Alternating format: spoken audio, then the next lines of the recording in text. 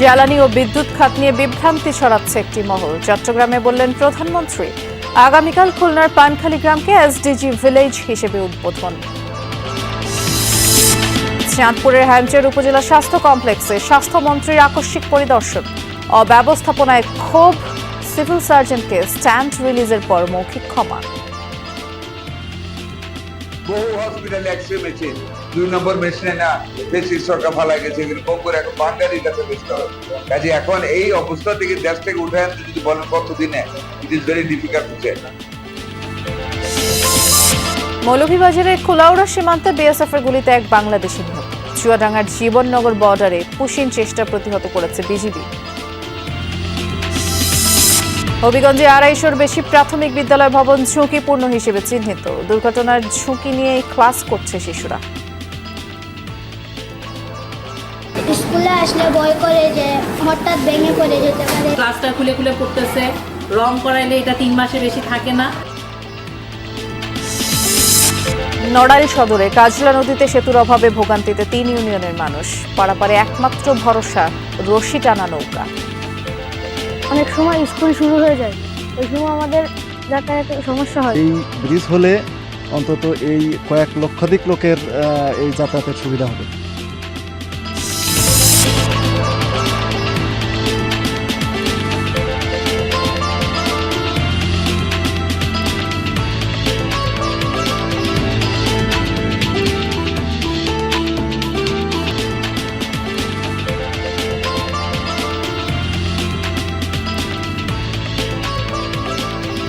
শুভেচ্ছা। আমন্ত্রণ বিরতিহীন সংবাদ সারা দেশে। নুসরাত বৃষ্টির সাথে আছি। শিরোনামগুলো শুনছিলেন। জ্বালানি ও বিদ্যুৎ সংকট নিয়ে কিছু মানুষ জনগণকে বিভ্রান্ত করছে।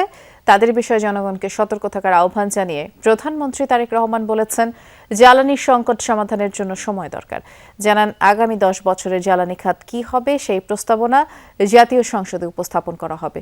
দুপুরে চট্টগ্রামের বাঁশখালীতে বন্যায় ক্ষতিগ্রস্তদের পুনর্বাসনে গৃহ হস্তান্তর, অনুদান ও ত্রাণ সামগ্রী বিতরণ অনুষ্ঠানে একথা বলেন তিনি। জনগণের কল্যাণে বিরোধী দলকে তাদের পরিকল্পনা তুলে ধরার আহ্বান জানান প্রধানমন্ত্রী। বিভ্রান্তিকর কথা বলে বিশৃঙ্খলা করে জনগণের শান্তি নষ্ট না করার আহ্বান জানান তিনি। কৃষকের ভাগ্য পরিবর্তনে আলোচনা করে লবণের দাম নির্ধারণ করে দেওয়া হবে বলেও জানান সরকার প্রধান। চায়না ইকোনমিক জোনে চট্টগ্রামের মানুষের বিপুল কর্মসংস্থান ও ভাগ্যোন্নয়নের আশ্বাস দেন প্রধানমন্ত্রী। আমরা খেয়াল করেছি বিগত কিছুদিন ধরে কিছু মানুষ, কোটি সংখ্যক কিছু মানুষ এই ব্যাপারে বিভ্রান্ত ছড়ানোর চেষ্টা করছে। আপনাদেরকে পরিষ্কারভাবে উদ্দেশ্য করে বলতে চাই, বিএনপি সরকার সংসদে পরিকল্পনা উপস্থাপন করবে। আপনাদের যদি পরিকল্পনা থাকে আসুন জনগণের সামনে উপস্থাপন করুন, কিন্তু বিভ্রান্তিকর কথা বলে দেশে বিশৃঙ্খলা তৈরি করবেন না। বিভ্রান্তিকর কথা বলে জনগণের শান্তি নষ্ট করবেন না। জনগণের শান্তি নষ্ট করবেন না। এর আগে কক্সবাজারের মাতারবাড়ি পৌঁছে গভীর সমুদ্র বন্দর, কয়লা বিদ্যুৎ প্রকল্প এবং মহেশখালী সমন্বিত উন্নয়ন কর্তৃপক্ষের কার্যক্রম পরিদর্শন করেছেন প্রধানমন্ত্রী তারেক রহমান। বিকেল নাগাদ ফটিকছড়ি উপজেলায় যাবেন তিনি। সেখানে আল্লামা শাহ আহমদ শফির কবর জিয়ারত করবেন তিনি। এরপরে হাটহাজারী সরকারি কলেজ মাঠে বন্যায় ক্ষতিগ্রস্তদের পুনর্বাসন অনুষ্ঠানে প্রধানমন্ত্রীর যোগ দেওয়ার কথা রয়েছে। আর সন্ধ্যায় চট্টগ্রামের রেডিসন ব্লু হোটেলের অডিটোরিয়ামে আয়োজিত সাংগঠনিক সভায় অংশ নেবেন প্রধানমন্ত্রী। একদিকে ঘূর্ণিঝড়, জলোচ্ছ্বাস আর লবণাক্ততার সাথে লড়াই, অন্যদিকে দারিদ্র্য, বিশুদ্ধ পানির সংকট আর সীমিত কর্মসংস্থান। খুলনার উপকূলীয় দাকপ উপজেলার পানখালী গ্রামকে এবার টেকসই উন্নয়নের মডেল গ্রাম এসডিজি ভিলেজ হিসেবেই গড়ে তোলা হচ্ছে। আগামীকাল উদ্বোধন করবেন প্রধানমন্ত্রী তারেক রহমান। আর এই ঘোষণা অনুযায়ী একটি গ্রামকে এমনভাবে গড়ে তোলা হবে যেখানে টেকসই উন্নয়নের সুফল পৌঁছাবে মানুষের দৈনন্দিন জীবনে। তবে প্রশ্ন হচ্ছে, এই উদ্যোগ কি আসলেই বদলে দেবে মানুষের জীবন, নাকি ঘোষণার মধ্যেই সীমিত থাকবে কার্যক্রম? রাফিজা বেগমের বাড়ি খুলনার দাকপ উপজেলার পানখালী গ্রামের মধ্যপাড়ায়। স্বামী বনজীবী, সংসারের হাল ধরতে বাড়িতে বাঁশের শলা দিয়ে কাঁকড়া ধরার চারও তৈরি করেন এই নারী। এসডিজি ভিলেজ কি তা তিনি জানেন না, তবে এলাকার উন্নয়ন হলে তারও উন্নয়ন হবে এমন আশা তার। চলরা ওই ইনকাম ভ্যান আছে তাই চালাই, ওতে আমাকে এই বালি চলে খুব কষ্টে মষ্টে। রাস্তাঘাট ভালো হলে সুবিধা হয়। বটিয়াঘাটা উপজেলা ও দাকপ উপজেলাকে বিভক্ত করেছে ঝপঝপিয়া নদী। এই নদীর পাড়েই পানখালী গ্রাম। জলবদ্ধতা, সুপেয় পানির সংকট, কর্মসংস্থানের অভাব বাসিন্দাদের নিত্য সঙ্গী। উন্নত স্যানিটেশন ব্যবস্থার সাথেও খুব বেশি পরিচিত নয় গ্রামবাসী। সেই গ্রামকেই ঘোষণা করা হচ্ছে এসডিজি মডেল ভিলেজ হিসেবে। প্রায় বাড়ির যোগাযোগ, রাস্তা, বাজারঘাটে আসার কোনো তেমন সুবিধে না। পানির সমস্যা, কারো ট্যাঙ্কি আছে, কারো ট্যাঙ্কি নেই। অনেক লোকের ট্যাঙ্কি নেই, বাথরুম ভালো বাথরুম নেই। স্কুল ঘাটে যেতে পারে না বাচ্চারা, আমাদের রাস্তায় যে বিভিন্ন ধরনের সমস্যা। উপজেলার তথ্য অনুযায়ী পানখালী গ্রামের লোকসংখ্যা ৪,৩৯৭ জন। ১,০১১টি পরিবার নিয়ে গঠিত এই গ্রামের দারিদ্র্যের হার প্রায় ৭০%। প্রাকৃতিক দুর্যোগ আর জলবায়ু পরিবর্তনের প্রভাব এই অঞ্চলের মানুষের জীবনকে বারবার বদলে দিয়েছে। রাস্তাঘাট উন্নয়ন হবে, বাড়ির উন্নয়ন হবে, আমাদের বাথরুমের লিস্ট নিয়ে গেছে, ট্যাঙ্কির লিস্ট নিয়ে গেছে। আমরা কোন অবস্থায় আছি কি না আছি সরকার এটি জানতে চাইছে। এসডিজি এই মডেল গ্রামের মধ্য দিয়ে আমাদের এই জীবনযাত্রার মান উন্নয়ন হবে এবং মানুষের কর্মসংস্থান হবে। প্রকল্পটি সফল হলে পানখালীর মডেল অনুসরণ করে জলবায়ু ঝুঁকিপূর্ণ গ্রামগুলোকে একইভাবে গড়ে তোলার পরিকল্পনা রয়েছে সরকারের। এই অঞ্চলের লোক মানে কি ঈদের থেকেও আনন্দ পাচ্ছে যে না, আমরা পানখালীকে এসডিজির আন্ডারে আনতে পারছি এবং সেই উন্নয়নের ধারা অবশ্যই থাকবে এবং প্রতিটা মানুষ ছোট থেকে শুরু করে বৃদ্ধ পর্যন্ত আমাদেরকে সহযোগিতা করছে। আগামীকাল ভিডিও কনফারেন্সের মাধ্যমে দাকপের পানখালী, রাঙ্গামাটির কাপ্তাইয়ের মিতিঙ্গাছড়ি ও দিনাজপুরের বোচাগঞ্জের নাফানগরকে এসডিজি ভিলেজ হিসেবে উদ্বোধন করবেন প্রধানমন্ত্রী তারেক রহমান। সরকারের যে উদ্দেশ্য এই প্রকল্পের, সেটা হচ্ছে যে প্রত্যেকটা গ্রামে ইকো ট্যুরিজম এবং ভিলেজ ট্যুরিজম একটা কনসেপ্ট নিয়ে আসছে। এবং আরেকটা যে কনসেপ্ট হচ্ছে ওয়ান ভিলেজ ওয়ান প্রোডাক্ট। উন্নয়নের নতুন পরিচয় পেতে যাচ্ছে পানখালী। এখন অপেক্ষা এই নতুন মডেল গ্রামকে শুধু উদ্বোধনের মধ্যেই সীমাবদ্ধ থাকবে নাকি বদলে দেবে উপকূলের মানুষের জীবন। শেখ আল এহসান, যমুনা নিউজ, দাকপ, খুলনা। বিরোধী দল দুর্ভাগ্যবশত আবারও শেখ হাসিনার ভাষায় কথা বলা শুরু করেছে বলে মন্তব্য করেছেন স্থানীয় সরকার মন্ত্রী মির্জা ফখরুল ইসলাম আলমগীর। দুপুরে রংপুর শিল্পকলা একাডেমি মিলনায়তনে একটি বেসরকারি সংগঠন আয়োজিত অনুষ্ঠানে অংশ নেন তিনি। মির্জা ফখরুল এ সময় বলেন, বিরোধী দল গণতান্ত্রিক ভাষায় কথা বলে না, জনগণের ম্যান্ডেট পাওয়া সরকারকে আগে কাজ করতে দেওয়ার আহ্বান জানান তিনি। আর দ্রব্যমূল্য নিয়ে মির্জা ফখরুল বলেন, জাহাজের পরিবহন ভাড়া বৃদ্ধির কারণে কিছু জিনিসের দাম বেড়েছে। এসব সমস্যার সমাধান করে জনগণের কাছে দেওয়া প্রতিশ্রুতি রক্ষা করতে বিএনপি অঙ্গীকারাবদ্ধ। আমাদের একটা বিরোধী দল আছে, এই বিরোধী দল দুর্ভাগ্যক্রমে তারা আবার সে আগের মতোই ভূমিকা পালন করতে শুরু করেছে এবং হাসিনা যে ভাষায় কথা বলতো এরা ওই ভাষায় কথা বলতো। করতে দিব না, চলতে দিব না, শেষ করতে দিব না, হ্যাঁ এইসব বলতে শুরু করেছে না। টার্ম শেষ করতে দিব না, পারবে না। আরে বাবা, হয়েছে তো মাত্র 4 মাস 5 মাস। এই 4 মাস 5 মাসই তো অনেক পরিবর্তন হয়ে গেছে। জলবায়ু প্রতিনিয়তই পরিবর্তন হচ্ছে, যার ফলে ঝুঁকিতে রয়েছে বাংলাদেশ, আর বেশি ঝুঁকিতে উপকূলীয় এলাকাগুলো। বরিশালে এমনটাই তথ্য জানিয়েছেন তথ্য ও সম্প্রচার মন্ত্রী জহিরুদ্দিন স্বপন। সকালে নগরীর বেলস পার্ক এলাকায় বৃক্ষরোপণ অভিযান ও বৃক্ষমেলা উদ্বোধন অনুষ্ঠানে তিনি কথা বলেন। এ সময় বন বিভাগের যে কোনো উদ্যোগকে সহায়তা করার পাশাপাশি সবুজায়নের গুরুত্ব বুঝতে সবার প্রতি আহ্বান জানান মন্ত্রী। অনুষ্ঠানে বিভাগীয় কমিশনার সহ সরকারের বিভিন্ন পর্যায়ের কর্মকর্তারাও উপস্থিত ছিলেন। মানুষের হাতে সমস্যার যে কারণটি নিহিত ধরা পড়েছে তা হচ্ছে কার্বন নিঃসরণ। আমাদেরকে জ্বালানি ব্যবহারের ক্ষেত্রে আমরা যদি সতর্ক না হই, কার্বন নিঃসরণের ব্যাপারে আমরা যদি সতর্ক না হই, পরিমিত না হই, সারা পৃথিবীব্যাপী যে কার্বন নিঃসরণ হয়, এই কার্বন নিঃসরণের কারণেই আমাদের এই তাপমাত্রা আমাদের বাসযোগ্য পরিস্থিতির বাইরে চলে যাচ্ছে। চাঁদপুরের হাইমচর উপজেলা স্বাস্থ্য কমপ্লেক্সের অব্যবস্থাপনা দেখে ক্ষোভ প্রকাশ করেছেন স্বাস্থ্যমন্ত্রী সর্দার মোহাম্মদ সাখাওয়াত হোসেন। এ সময় সিভিল সার্জনকে স্ট্যান্ড রিলিজের নির্দেশ দেন তিনি। পরে সদর হাসপাতাল পরিদর্শনের সময় সিভিল সার্জনকে আপাতত ক্ষমা করার কথাও জানান মন্ত্রী। স্বাস্থ্যসেবার মান উন্নয়নে সরকারের বিভিন্ন উদ্যোগের কথা তুলে ধরেন স্বাস্থ্যমন্ত্রী। চাঁদপুরের হাইমচরের লাখো মানুষের স্বাস্থ্যসেবার প্রধান ভরসাস্থল উপজেলা স্বাস্থ্য কমপ্লেক্স। দীর্ঘদিন ধরে জরাজীর্ণ ভবনেই চলছে চিকিৎসা সেবা। শয্যা সংকটে বারান্দাতেও ঠাঁই নিতে হয় রোগীদের। 31 শয্যার হাসপাতালটিকে 50 শয্যায় উন্নীত করতে 2019 সালে প্রকল্প হাতে নেয় সরকার, কিন্তু দফায় দফায় সময় বাড়ানো হলেও শেষ হয়নি নতুন ভবন নির্মাণের কাজ। চিকিৎসক সহ অন্যান্য জনবল সংকটের পাশাপাশি হাসপাতালটিতে রোগ নির্ণয় পরীক্ষার ব্যবস্থা নেই বললেই চলে। নোংরা পরিবেশ আর বিনামূল্যের ওষুধ ঠিকমতো না পাওয়ারও অভিযোগ রোগীদের। ওখানে একটা ভবন করে ধুয়ে দিয়েছে, আজকে ভবনটা পরে হয়েছে, ভবনটা করে না, এই যে বাইরে রুগী নিয়ে মানুষ সিট নিয়ে শুয়ে রয়েছে, তো অনেক কষ্টে আছি আমরা। এই জায়গায় আবর্জনা কয় পরিষ্কার নাই, গন্ধ কয়, এরপরে এটা দিয়ে পানি পরে। বাথরুমে যাওয়ার জন্য বাথরুমের সমস্যা, গেট ভাঙা, ছাদের টিন ভাঙা। টেস্ট গুলো আমাদের বাইরে থেকে করতে হয়, ওইদিকে আমাদের অনেক টাকাই খরচ হয়ে যায়। ছেলে মেয়ে উভয় কিভাবে থাকে এখানে, তাদের ওয়ার্ড গুলো আলাদা হওয়া উচিত। রোববার সকালে আকস্মিক হাসপাতালটিতে পরিদর্শনে যান স্বাস্থ্যমন্ত্রী।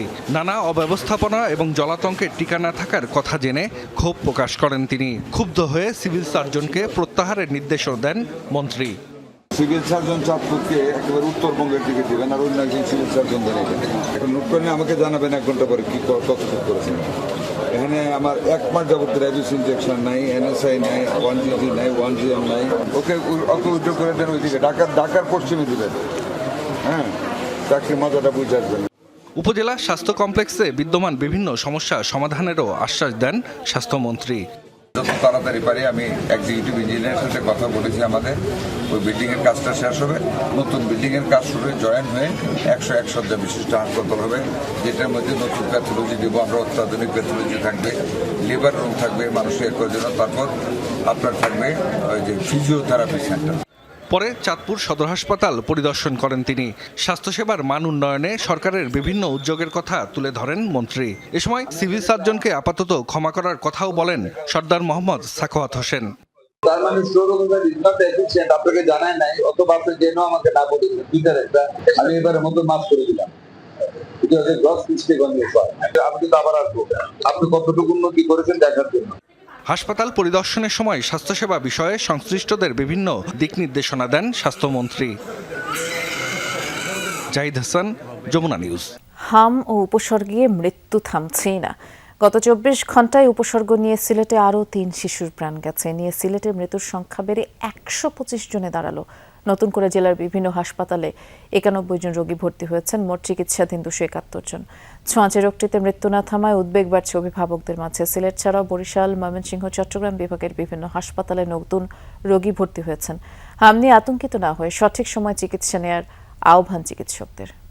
মৌলভীবাজারের কুলাউড়া সীমান্তে বিএসএফের গুলিতে এক বাংলাদেশি নিহত হয়েছেন। গতরাতে মুড়াইছড়া বর্ডার এলাকায় এই ঘটনা ঘটে।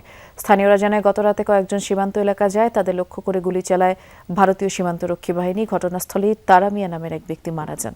তার মরদেহ নিয়ে গেছে বিএসএফ। বিজিবি জানিয়েছে মরদেহ ফিরিয়ে আনতে বিএসএফ এর সাথে যোগাযোগ করা হয়েছে। চুয়াডাঙ্গার জীবননগরের সীমান্ত দিয়ে 3 জনকে পুষিনের চেষ্টা চালিয়েছে ভারতীয় সীমান্তরক্ষী বাহিনী বিএসএফ, তবে বিজিবির বাধায় সেই চেষ্টা পণ্ড হয়েছে। উপজেলার মাধবখালী সীমান্ত এলাকায় এই ঘটনা। বিজিবি জানায় গতরাত 3:10 দিকে ভারতের 32 বিএসএফ ব্যাটালিয়নের মেতেরি ক্যাম্পের সদস্যরা 2 নারী সহ 3 জনকে বাংলাদেশে ঠেলে দেওয়ার চেষ্টা করে। আর বিষয়টি নজরে এলে শূন্যরেখা থেকেই তাদের বাধা দেয় বিজিবি সদস্যরা। ভোরের দিকে ভারতের কাঁটাতারের বেড়ার কাছে ভুক্তভোগীরা ফিরে যান। পরে সকাল 8টার দিকে তাদের ভারতের অভ্যন্তরে নিয়ে যায় বিএসএফ। বগুড়া ও হবিগঞ্জে সড়ক দুর্ঘটনায় বাবা ছেলে সহ 5 জন নিহত হয়েছেন।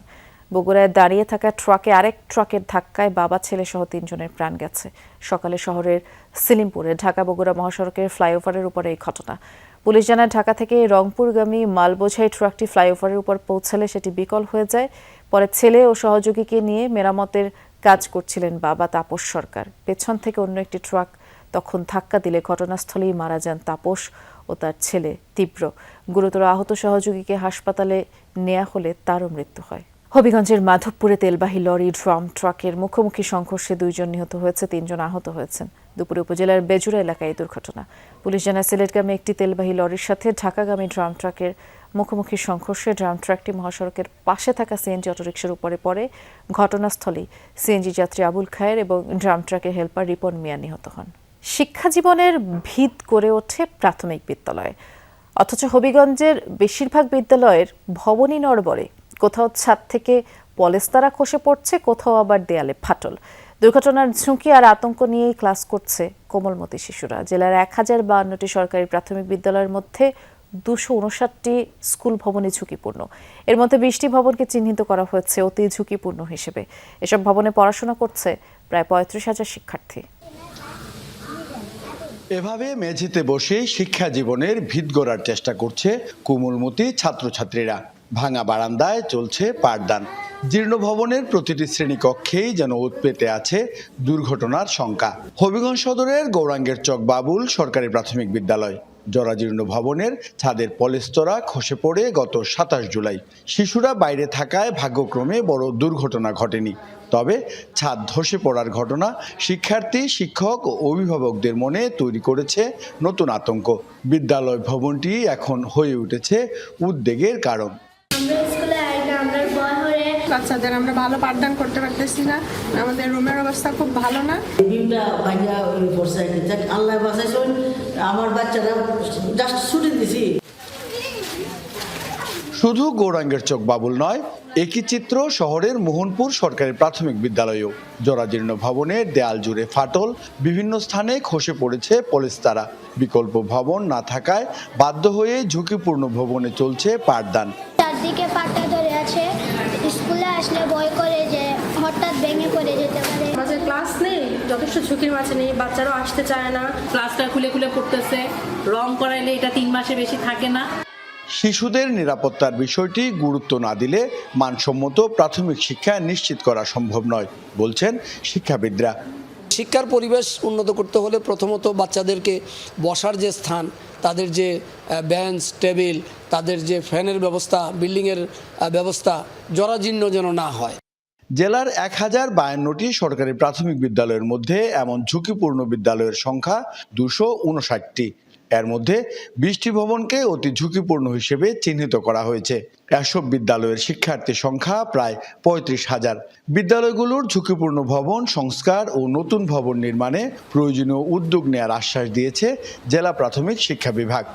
জুলাই থেকে ফ্রি ফাইল নামক একটা কর্মসূচি চালু হবে, তো আশা করতেছি সেই কর্মসূচির মাধ্যমে আমাদের সকল ঝুঁকিপূর্ণ বিদ্যালয়ে নতুন ভবন নির্মাণ করা সম্ভব হবে। বড় কোনো দুর্ঘটনা ঘটার আগেই ঝুঁকিপূর্ণ বিদ্যালয়গুলো সংস্কার বা নতুন ভবন নির্মাণ করে শিশুদের জন্য নিরাপদ ও আনন্দময় শিক্ষার পরিবেশ নিশ্চিত করার দাবি স্থানীয়দের। প্রদীপ দাস সাগর, যমুনা নিউজ, হবিগঞ্জ। ঝালকাঠির বিখ্যাত ভাসমান হাট ও পেয়ারা বাগান সহ বরিশালের বিভিন্ন দর্শনীয় স্থান পরিদর্শন করেছেন বাংলাদেশে নিযুক্ত মার্কিন রাষ্ট্রদূত ব্র্যান্ট টি. ক্রিস্টেনসেন। সকালে ভীমরুলি এলাকায় ভাসমান হাটে পৌঁছালে মার্কিন রাষ্ট্রদূতকে ফুলেল শুভেচ্ছা জানান অতিরিক্ত জেলা প্রশাসক কাউসার হোসেন। পরে ছোট নৌকায় চড়ে ভাসমান হাট ঘুরে দেখেন রাষ্ট্রদূত।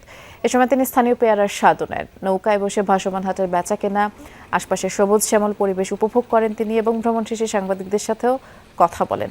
পরে বরিশালের ঐতিহ্যবাহী মিয়াবাড়ি মসজিদ, উত্তর করাপুর সরকারি প্রাথমিক বিদ্যালয় সহ বিভিন্ন স্থান পরিদর্শন করেন যুক্তরাষ্ট্রের রাষ্ট্রদূত। ভীমরুলির ভাসমান পেয়ারার হাট ভ্রমণ বেশ উপভোগ করলাম। এখানকার সবুজে ঘেরা মনোরম পরিবেশ আমাকে অভিভূত করেছে। সুগন্ধা নদীর ভাঙনের মুখে ঝালকাঠির নলছিটি উপজেলা। বেড়িবাঁধ না থাকায় উপজেলার বিভিন্ন এলাকা ঝুঁকিতে রয়েছে, আর নদী গর্ভে বিলীন হয়েছে ঘরবাড়ি, বাজার সহ বিভিন্ন স্থাপনা। হুমকিতে নলছিটি বরিশাল আঞ্চলিক মহাসড়ক। পানি উন্নয়ন বোর্ড বলছে বাঁধ নির্মাণের প্রকল্প দাখিল করা হয়েছে, আর অনুমোদন পেলেই নির্মাণ কাজ শুরু হবে। সুগন্ধার তীব্র স্রোত আছড়ে পড়ছে তীরে। ধীরে ধীরে ভাঙছে ঝালকাঠির নলছিটি উপজেলার বিভিন্ন স্থাপনা। নদীর তীর ঘেরা প্রত্যেকটি বসতিতে ক্ষয়ক্ষতির চিহ্ন। কোনো ঘরের দেয়াল গেছে ধসে, তো কোনোটির ঘর, কোনোটির সীমানা প্রাচীর গেছে নদীতে, কোনোটির গেছে পুরো বসতি। দিনের পর দিন ভাঙতে ভাঙতে সীমানা হারাচ্ছে নলছিটি। সম্প্রতি ভাঙন আরও তীব্র হয়েছে। এরই মধ্যে নদীতে বিলীন হয়েছে মল্লিকপুর জামে মসজিদ ও ঐতিহ্যবাহী ভুট্টো বাজার। নলছিটি শহর থেকে যে বরিশাল যাওয়ার একমাত্র রাস্তাটা, সেই রাস্তাটা 15 ফুটের মতো বাকি আছে বিলীন হওয়ার পথে। যদি এখনই এই ভাঙন রোধে কাজ না করা হয়, তাহলে সম্পূর্ণ নলছিটি শহরটা এই সুগন্ধার কবলে বিলীন হয়ে যাবে। স্থানীয়দের আশঙ্কা, স্থায়ী বাঁধ নির্মাণ করা না হলে রক্ষা পাবে না মহাসড়ক, পৌর ভবন সহ গুরুত্বপূর্ণ সব স্থাপনা। ভাঙন ঠেকাতে দ্রুত কার্যকরী পদক্ষেপ নেওয়ার দাবি ভুক্তভোগীদের। বাস করি সব 10 বিঘা জমি সহ বাড়ি সহ সব ভাঙ্গি গেছে। নদী ভাঙ্গলে যদি আপনারা রোধ করেন তাহলে আমরা আর বাঁচতে পারবো না। কোন সময় জানি আমরা জিডু আছে হিডু লইয়া জানি কোন সময় আমরা নদীর ভাঙ্গলে তলাই যাই। মাননীয় প্রধানমন্ত্রী এবং সরকারের প্রতি আমার দৃষ্টি আকর্ষণ থাকবে এইটাই, যদি এইটার ভাঙ্গন রোধ করতে হয় তো এখানে স্থায়ী সমাধান একমাত্র বেড়িবাঁধ, সেই বেড়িবাঁধ দ্বারা এই স্থায়ী সমাধান করা সম্ভব। পানি উন্নয়ন বোর্ডের নির্বাহী প্রকৌশলী জানান, স্থায়ী বাঁধ নির্মাণের জন্য একটি প্রকল্প এরই মধ্যে সংশ্লিষ্ট দপ্তরে পাঠানো হয়েছে। অনুমোদন পাওয়া গেলে দ্রুত শুরু হবে বাঁধ নির্মাণের কাজ। নরসিংদী উপজেলার 7টি স্থানে বর্তমানে আমরা নদীটি সরবরাহ কাজ বাস্তবায়ন করছি। প্রকল্পটি 2027-এর মধ্যে বাস্তবায়িত হবে। প্রকল্পটি বাস্তবায়িত হলে উক্ত স্থানে যে ভাঙন প্রবৃত্ত স্থানগুলো আছে সেগুলো প্রোটেকশন হবে বলে আমরা আশা করছি। নদী ভাঙন রোধে দ্রুত কার্যকর পদক্ষেপ দেখতে চান এলাকাবাসী। তাসমিয়া বিনতে আলম অরিন, যমুনা নিউজ। রাজশাহী বিশ্ববিদ্যালয়ের শিক্ষার্থী জাহিদুল ইসলাম সাইমনকে চিকিৎসার জন্য এয়ার অ্যাম্বুলেন্সে ঢাকায় পাঠালো বিশ্ববিদ্যালয় প্রশাসন। শনিবার হঠাৎ স্ট্রোক করলে গুরুতর অসুস্থ হয়ে শিক্ষার্থী, পরে তাকে রাজশাহী মেডিকেলের আইসিইউতে ভর্তি করা হয়। অবস্থার অবনতি হওয়ায় আজ সকালে বিশ্ববিদ্যালয়ের প্রশাসনের সহায়তায় এয়ার অ্যাম্বুলেন্সে তাকে ঢাকায় স্থানান্তর করা হয়। সাইমন আইবি এর 2025-26 শিক্ষাবর্ষের শিক্ষার্থী। প্রশাসনের এমন উদ্যোগকে প্রশংসা ভাসাচ্ছেন ছাত্রছাত্রীরা। জরুরি পরিস্থিতিতে দ্রুত উন্নত চিকিৎসা নিশ্চিত করতে বিশ্ববিদ্যালয় প্রশাসন এমন উদ্যোগ নেয় বলে উপাচার্য জানিয়েছে। এই ক্রিটিক্যাল মোমেন্টে অবশ্যই বিশ্ববিদ্যালয় এই ছেলের পাশে আছে এবং আমাদের সমস্ত ছাত্রছাত্রীদের পাশেই আছে, এভাবেই থাকতে চাই আমরা। গাজীপুরের টঙ্গীতে এক মাদ্রাসার শিক্ষার্থী সড়ক দুর্ঘটনায় নিহত হওয়ার প্রতিবাদ ও ফুট ওভার ব্রিজ নির্মাণের দাবিতে ঢাকা ময়মনসিংহ মহাসড়কে বিক্ষোভ করেছেন ছাত্রছাত্রীরা। দুপুরে তামিরুল মিল্লাত কামিল মাদ্রাসার সামনে গাজীপুর বাসস্ট্যান্ড এলাকায় শিক্ষার্থীরা মহাসড়কে অবস্থান নিয়ে অবরোধ কর্মসূচি পালন করে। এতে দুপাশে দীর্ঘ যানজটের সৃষ্টি হয়। আন্দোলনরত শিক্ষার্থীরা জানান, শনিবার সন্ধ্যায় মহাসড়ক পার হওয়ার সময় দ্রুতগতির একটি কাভার্ড ভ্যানের ধাক্কায় মাদ্রাসা শিক্ষার্থী ইয়াসিন নিহত হন। ঘটনার পর থেকে শিক্ষার্থীদের মধ্যে ক্ষোভ, অসন্তোষ দেখা দেয়। ইয়াসিনের মৃত্যুর প্রতিবাদে মাদ্রাসার শিক্ষার্থীরা মহাসড়কে অবস্থান নেন। পরে প্রশাসনের আশ্বাসে 3.5 ঘন্টা পর অবরোধ তুলে নিলে যান চলাচল স্বাভাবিক হয়। ফুটওভার ব্রিজ না হওয়া পর্যন্ত একেবারে সার্বক্ষণিক 24/7 একজন ট্রাফিক পুলিশ সদস্য ছাত্রদেরকে পারাপারের ব্যবস্থা করবেন। এখানে মোটামুটি এই আমাদের সিদ্ধান্তগুলো হলো, এবং রাস্তা যে বন্ধ ছিল ওরা সম্মান দেখিয়ে সে রাস্তাটুকু ছেড়ে দিয়েছে। নড়াইল সদর উপজেলার 3টি ইউনিয়নে প্রায় 30,000 মানুষের বসবাস, যাদের প্রতিদিনের যাতায়াতের একমাত্র ভরসা একটি রশি টানা নৌকা। কাজলা নদীর উপরে সেতু না থাকায় ঝুঁকি নিয়ে বছরের পর বছর স্থানীয়রা পারাপার হচ্ছেন। এখানে সেতু নির্মাণের দাবি দীর্ঘদিনের, আশ্বাস মিললেও তার আর বাস্তবায়ন হয়নি। নদীর দুই পারে দুই গাছের সঙ্গে বাঁধা মোটা রশি, সেই রশি টেনেই এক পার থেকে অন্য পারে চলে নৌকা। মাঝির হাতে নেই বৈঠা, নৌকা চলে রশির টানে। আধুনিক সময়ে এমন দৃশ্য নড়াইল সদর উপজেলার মুলিয়া ও পান্তিতা খেয়াঘাটে। জেলা শহর থেকে মাত্র 5 কিলোমিটার দূরে এই খেয়াঘাট। এক পাশে মুলিয়া বাজার, অন্য পাশে পান্তিতা গ্রাম, মাঝখানে বয়ে গেছে কাজলা নদী। আর এই নদী যেন দুই পারের মানুষের যোগাযোগের পথে বড় বাধা। মুলিয়া, শেখাটি ও তুলারামপুর ইউনিয়নের অন্তত 30,000 মানুষের নিত্যদিনের যাতায়াত এই ঘাট কেন্দ্রিক। প্রতিদিন জীবিকার প্রয়োজনে নদী পার হন শিক্ষার্থী, শিক্ষক, ব্যবসায়ী, চাকরিজীবী সহ বিভিন্ন শ্রেণী পেশার মানুষ। প্রতিদিন 5 থেকে 6,000 লোক পারাপার হয়। এই ব্রিজ হলে অন্তত এই কয়েক লক্ষাধিক লোকের এই যাতায়াতের সুবিধা হবে। অনেক সময় স্কুল শুরু হয়ে যায়, ওই সময় আমাদের যাতায়াতের সমস্যা হয়। অনেক সময় খেয়ার এখানে দাঁড়িয়ে থাকতে হয়। আর রশ্মি, এই খেয়ার যে রশ্মি এটা ছিঁড়ে যায় ঘন ঘন। নদী পারাপারে নেই কোনো সেতু, বিকল্প পথে যেতে হলে ঘুরতে হয় আরও 10 থেকে 15 কিলোমিটার। এতে সময়ের পাশাপাশি বাড়ে যাতায়াতের খরচও। তার উপর পারাপারের জন্য রয়েছে মাত্র একটি নৌকা, ফলে ঘাটে এসে দীর্ঘ সময় অপেক্ষা করতে হয় যাত্রীদের। মানুষ অসুস্থ হলে 11টা বা 10টার পরে খেয়া বন্ধ থাকে, সেক্ষেত্রে মানুষের জন্য সমস্যা হয়। প্রান্তিতে বাসী যারা, তাদের নড়াইল যাইতে দেখা যাচ্ছে 3 কিলোমিটার লাগে, কিন্তু ওই তুলারামপুর হয়ে ঘুরে যেতে গেলে 12 কিলোমিটার। এখানে কলড়া ইউনিয়ন, তারপরে শেখাটি, মুলিয়া, তারপরে শহরের লোকজন অনেক যাতায়াত করে, প্রচুর যাতায়াত করে। এখানে অবশ্যই আমার মনে হয় একটা ব্রিজের দরকার। স্থানীয় সরকার প্রকৌশল অধিদপ্তর বলছে সেতু নির্মাণের প্রস্তাবনা পাঠানো হয়েছে, বরাদ্দ পেলেই শুরু হবে নির্মাণ কাজ। এখানে ব্রিজ নির্মাণের সম্ভাব্যতা যাচাইয়ের জন্য একটি প্রস্তাবনা পাঠিয়েছি, কিন্তু এখনো পর্যন্ত এই প্রস্তাবনার এগেইনস্টে আমরা কোনো প্রকল্পভুক্ত বা এটার কোনো বরাদ্দ আমরা এখনো পাইনি। আশা করি এটা বরাদ্দ পাওয়া গেলে আমরা এটা ব্রিজ নির্মাণের জন্য উদ্যোগ গ্রহণ করব। প্রায় ৮০ মিটার প্রশস্ত কাজলা নদীর ওপর প্রয়োজন ১১০ মিটার দীর্ঘ একটি সেতু। স্থানীয়দের প্রত্যাশা দ্রুতই সেতু নির্মাণ হলে শুধু নদী পারাপারেই ঝুঁকি কমবে না, সহজ হবে শিক্ষা, চিকিৎসা, কৃষি ও ব্যবসা বাণিজ্যের যোগাযোগও। শামস তাবরিজ উচ্ছ্বাস, যমুনা নিউজ। নওগাঁর বিভিন্ন বিল ও উন্মুক্ত জলাশয়ে প্রকাশ্যে ব্যবহৃত হচ্ছে অবৈধ চায়না দুয়ারি ও কারেন্ট জাল। এতে নির্বিচারে ছোট বড় সব ধরনের মাছ, পোনা, জলজ প্রাণী ধরা পড়ছে। সংকটে পড়েছে দেশীয় মাছের উৎপাদন আর হুমকির মুখে জীববৈচিত্র্য। বিস্তারিত জানাচ্ছেন সহকর্মী শফিক ছোটন, ছবি তুলেছেন আরেক সহকর্মী সাব্বির হোসেন। বর্ষার পানিতে প্রাণ ফিরে পেয়েছে নওগাঁর বিল ও উন্মুক্ত জলাশয়। ডিঙ্গি নৌকা ভাসিয়ে দিনভর মাছ ধরছেন মৎস্যজীবীরা। খেয়া জাল ফেলে মাছ শিকারের এমন দৃশ্য ইদানিং কমই দেখা যায়। বিল জুড়ে প্রকাশ্যেই চলছে ক্ষতিকর চায়না দুয়ারি আর কারেন্ট জালের ব্যবহার। ফলে ভরা মৌসুমেও চলছে মাছের আকাল। অপরাধী তো এখন মারা লাগে, গরিব মানুষ মারা লাগে, তাই কারেন্ট জাল বেশি, রিং জাল বেশি, চায়না জালগুলো বেশি। এলার জন্য সারামূলক ফেলা আছে, এই জন্য মাছ নেই। ৭১ পরে এই বিলত জাল ফেলেছি, একাটি জাল ফেললে এই বানে কই মাছ পাওয়া যায়, চোপড়া, কই, কানস, আর এখন নাই।